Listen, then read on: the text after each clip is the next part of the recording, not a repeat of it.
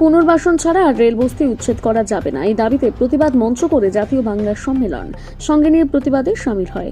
এর আগেও রেলের তরফ থেকে রেল বস্তি উচ্ছেদের জন্য নোটিশ দেওয়া হয়েছিল, সেই জন্য সকাল থেকে বিক্ষোভ কর্মসূচি করা হয়। পুনর্বাসন না দিলে এর আগে আন্দোলনে নামার ঘোষণা করেছিল তৃণমূল। এমনকি চুঁচুড়া বিধায়ক অসিত মজুমদার রেল পুলিশকে পাথর ছোড়ার নিদান দিয়েছিলেন। যদিও সকাল থেকে নিজেরাই রেল বস্তির বাড়ি ও দোকান ভেঙে নিয়ে যেতে দেখা যায়। স্থানীয় মানুষদেরই দাবি, রেলের তরফে আমাদের পুনর্বাসনের ব্যবস্থা করা হোক।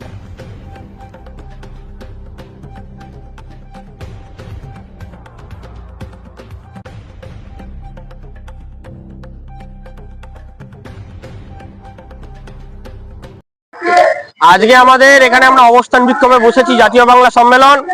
কিছুদিন আগে 10-15 দিন আগে রেল ব্যান্ডেল আরপিএফ এখানে হুগলি বস্তিতে এসে উচ্ছেদের নোটিশ দিয়ে যায়।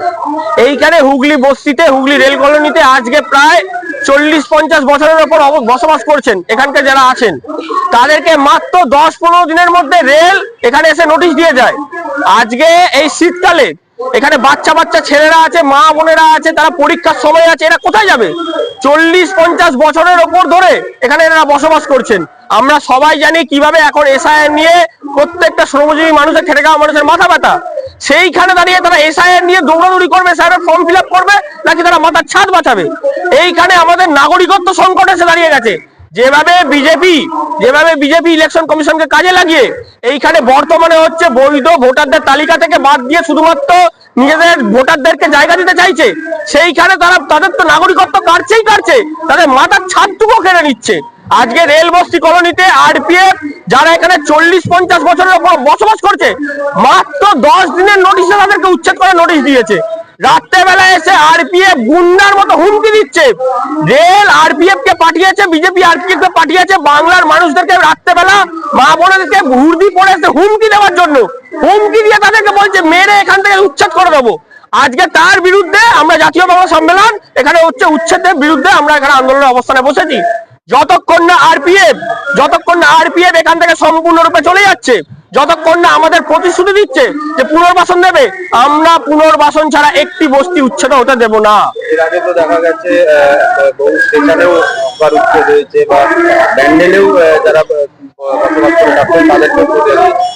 বিষয়টা হচ্ছে রেল বেআইনি ভাবে নানা জায়গায় রাত্রেবেলা চোরের মতো উচ্ছেদ চালাচ্ছে।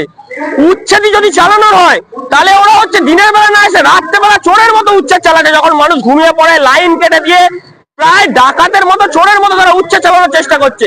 নানা জায়গায় বেআইনি ভাবে তারা উচ্ছেদ চালানোর চেষ্টা করছে। সুপ্রিম কোর্টের রায় আছে, রিহ্যাবিলিটেশন ছাড়া তুমি অবস্ট্রাকশন করতে পারো না, পুনর্বাসন না দিয়ে উচ্ছেদ করতে পারো না।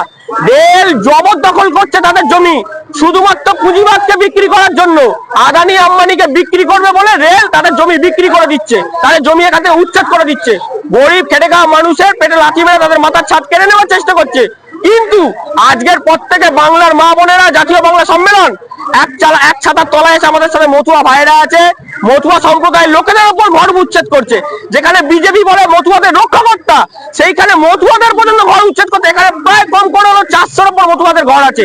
মতুয়া সম্প্রদায়ের মানুষদের পর্যন্ত ঘর উচ্ছেদ করছে। বিজেপি হচ্ছে বাংলা বিরোধী একটা দল। মতুয়া বলুন, বাঙালি মুসলমান বলুন, তারা কিচ্ছু থাকে না, হিন্দু বলুন কিচ্ছু থাকে না, শুধুমাত্র বাঙালি বলে বাংলার এখানে অত্যাচার করে যাচ্ছে। বাংলার মা বোনেদের, বাংলার সন্তানদের মাথার ছাদ কেড়ে নেওয়ার চেষ্টা করছে। কিন্তু আমরা জাতীয় বাংলা সম্মেলন এর বিরুদ্ধে আন্দোলন করছি। আগামী দিন থেকে একটা টালিতেও আমরা হাত দিতে দেবো না, একটা বস্তিতে আমরা উচ্ছেদ করতে দেবো না। কি নাম আপনার? হিমাদ্রি ভট্টাচার্য, জাতীয় বাংলা সম্মেলন। আপনার ডেজিগনেশন? লাইন সম্পাদক, জাতীয় বাংলা সম্মেলন।